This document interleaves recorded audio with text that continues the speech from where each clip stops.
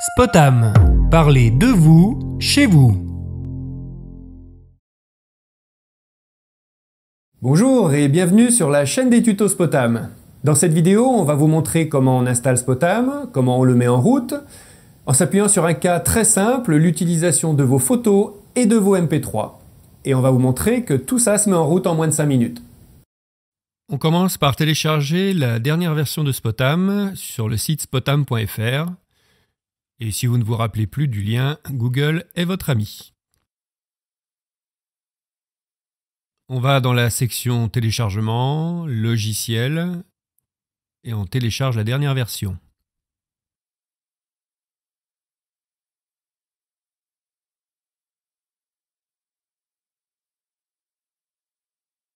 On lance l'installation, qui va par défaut se faire dans le répertoire Spotam du disque C, ce qui nous va très bien.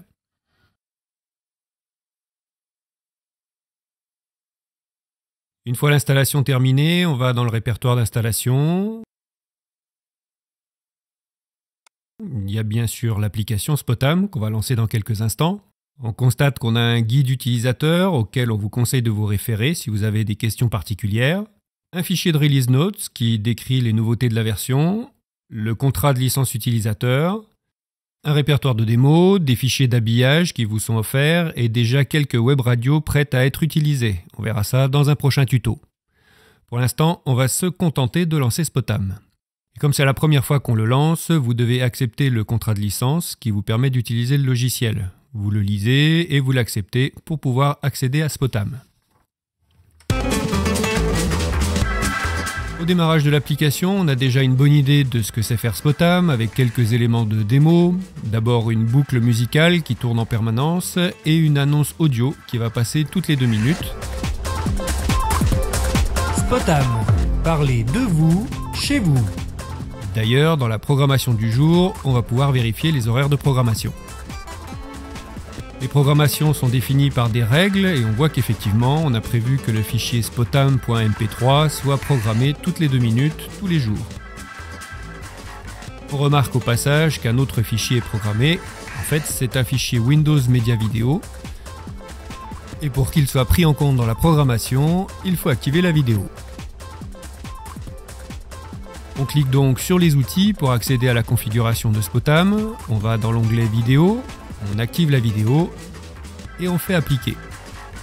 On a une fenêtre vidéo qui s'est ouverte avec un carton Oléo, un texte défilant et notre annonce Spotam vidéo toutes les 2 minutes, alternée avec l'annonce audio de tout à l'heure puisque c'est comme ça qu'elles ont été programmées. Spotam, parlez de vous, chez vous. D'ailleurs, si on retourne dans la programmation du jour, on voit bien qu'on va avoir une fois sur 2 un message audio et un message vidéo. Alors, vous allez me dire que ce ne sont pas les contenus de démo qui vous intéressent, mais les vôtres. Ouais, elle m'intéresse pas trop ta démo. Comment je mets mes photos et mes MP3 ? Je ne te le fais pas dire. Pour l'instant, on va donc commencer par désactiver la programmation des messages et des textes défilants. On ouvre la fenêtre de programme. Les programmes, ce sont les sons et les visuels diffusés en continu, contrairement aux messages qui, eux, sont programmés selon des règles et qui viennent couper temporairement le programme le temps de leur diffusion. Pour l'instant, on était sur le PAD audio, c'est-à-dire un fichier prêt à diffuser. Ici, c'est une boucle de musique très courte, mais ça pourrait être un fichier d'1 heure, d'une ambiance sonore par exemple. Alors on va changer de programme sonore pour diffuser des fichiers MP3. C'est donc le programme Playlist. On choisit le répertoire où sont stockés nos fichiers, en prenant éventuellement en compte les sous-répertoires, ce qui est souvent le cas quand on a des dizaines d'albums.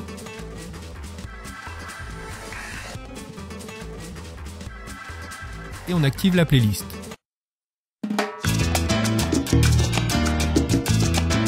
De même, côté vidéo, on va remplacer notre image fixe Oléo par un diaporama.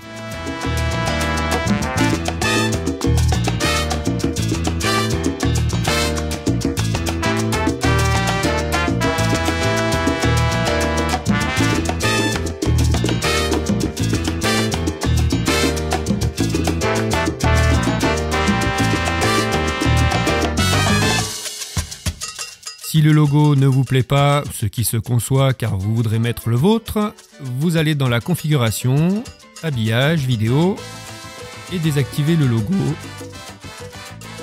Et c'est fait. Voilà, en moins de 5 minutes, on a mis en place notre diffusion de photos aléatoires avec des musiques aléatoires. Passez la fenêtre vidéo en plein écran, vous avez juste à cliquer sur la fenêtre vidéo et c'est fait.